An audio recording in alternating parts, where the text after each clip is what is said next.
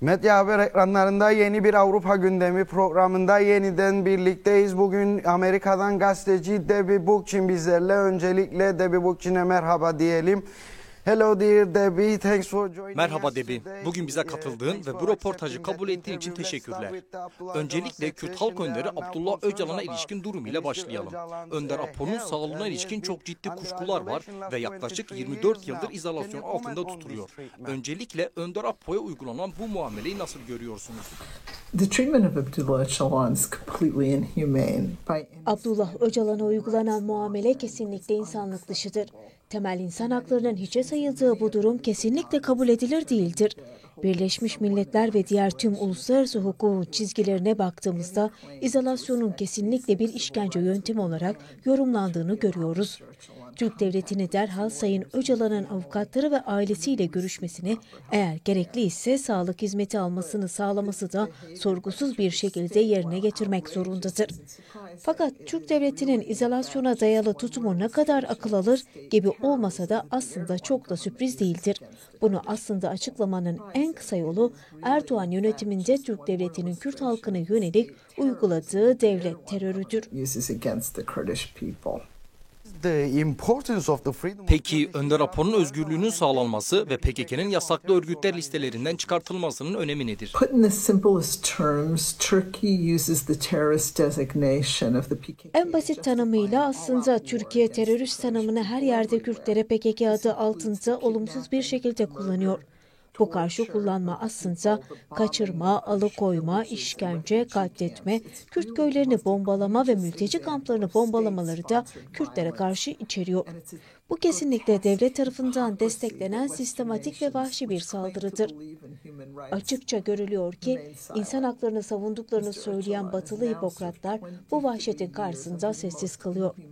Sayın Öcalan şu anda 24 yıldır izolasyon altında tamamıyla insanlık dışı koşullarda esir olarak tutuluyor.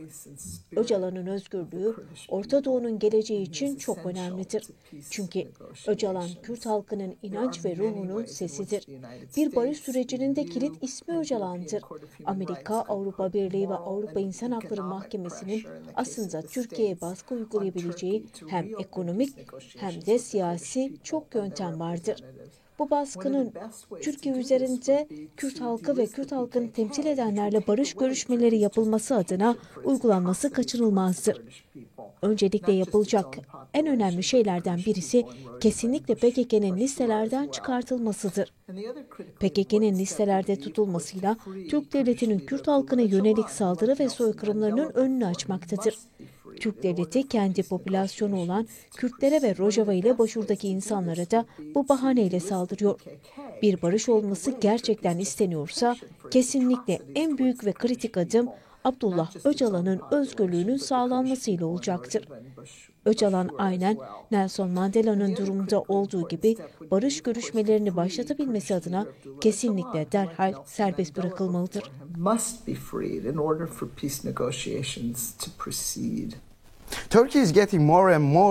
Türkiye, Kürtlere yönelik muamelesinde giderek daha fazla baskıcı hale geliyor. Bunun batılı müttefiklerin Kürtleri nasıl gördüğüyle bir ilgisi olmalı. Hükümetleri savunduklarını iddia ettikleri insan hakları ve adalet değerleri lehine hareket etmeleri için utandırmak adına ne yapabiliriz? Our governments have shown an extraordinary callousness in regard to the plight of the Kurdish people. Bizim devletlerimiz Kürt halkının yaşadıklarına karşı adeta hissiz ve tepkisiz yaklaşması çok korkunç bir durumdur.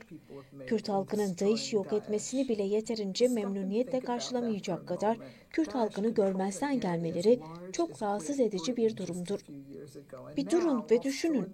DAEŞ daha birkaç yıl öncesine kadar Britanya büyüklüğünde toprağa sahip olmuştu. Şu anda Kürtler sayesinde DAEŞ ortadan kaldırılmıştır.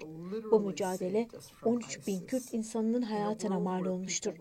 Kürt halkı sayesinde DAEŞ'ten kurtulduk. Aslında gerçekten Kürt halkının bizler için yaptıkları görülseydi, Kürt halkına Nobel Barış Ödülü eline de verilirdi. Amerikan ordusu da DAEŞ'e karşı mücadelede Kürt halkının öneminin çok büyük öneminin farkındaydı. Bu bağlamda bir daha kendi devletlerimize hatırlatmamız gerekiyor ki eğer gerçekten bölgede huzur ve barış isteniyorsa öncelikle PKK'nın listelerden çıkartılması şarttır. Böylelikle Türkiye'nin Kürt halkına saldırması için tüm bahaneleri ortadan kaldıracaktır. Ardından da Türkiye'nin barış görüşmelerine başlaması için baskı artırılabilir. Çok iyi hatırlanmalıdır ki 2015'te PKK barış isteyen ve görüşmeleri başlatan taraf olmuştur. Bu adımı Türkiye kırmıştı. Hem Türk devleti hem de cihatçıları kullanarak barış görüşmelerini sonlandırdılar. Sesimizi PKK'nın listelerden çıkartılması için ve barış görüşmelerinin başlaması için yükseltmeliyiz. Türkiye'ye askeri destek verilmesi kesinlikle durdurulmalıdır. Suriye'nin ve bölgenin geleceği Rojava'nın da masada olmasından geçmektedir. Uzun vadede ise kendi devletlerimizi utandırmak adına Kürt halkına yönelik uluslararası dayanışmanın yükseltilmesi gerekmektedir. Bu oldukça zor çünkü Kürt halkının doğal dostu olan uluslararası sol demokratik görüş dünyanın her yerinde çok ciddi bir baskı altındadır. Dünyada sol artık çok lokal ve bireysel meselelerde kısıtlı sıkışıp kalmış durumda şu an. Dünyada solun kapitalist moderniteye karşı birlik olması artık şarttır. Öcalan tam da bize bunu anlatmaya çalışıyor. Dünyada yükselen ırkçılık problemi, ekolojik problemler, hiyerarşinin kapitalizm ile yükseltilmesinin önüne geçmeliyiz. Demokratik ve özgür yaşam paradigmasına artık geçiş yapmayı başarabilmemiz gerekiyor. Özgür ve demokratik bir yaşamı inşa edebileceğimiz fikirleri Öcalan bize sunmaktadır. Devletçi zihniyetten sıyrılıp demokratik konfederalizmi benimsememiz gerekiyor.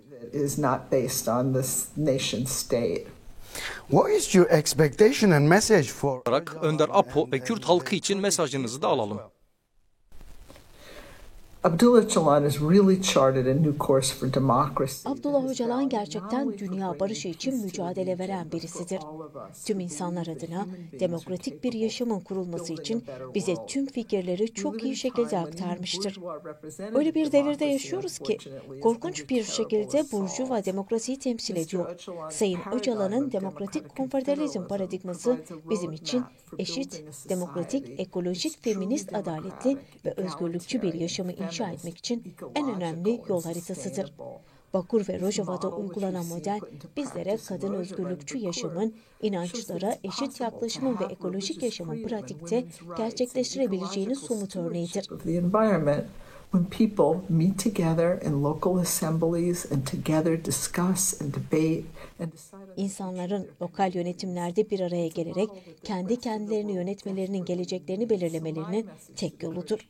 Ve bu modele aslında şu anda tüm dünyanın çok ihtiyacı var. Kürt halkına mesajım ise sizinle dayanışmayı yükseltmeye devam edeceğiz.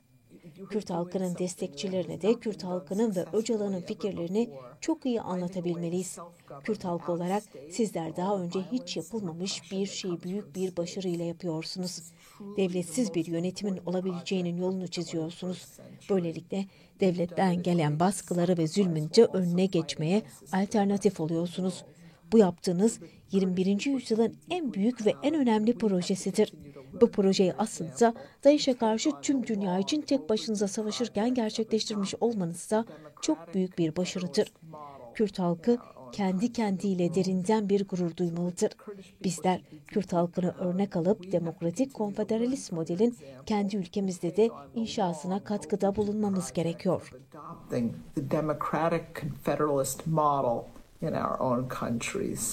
Debbie Bukçin, bugün bize katıldığınız ve değerli yorumlarınız için teşekkürler.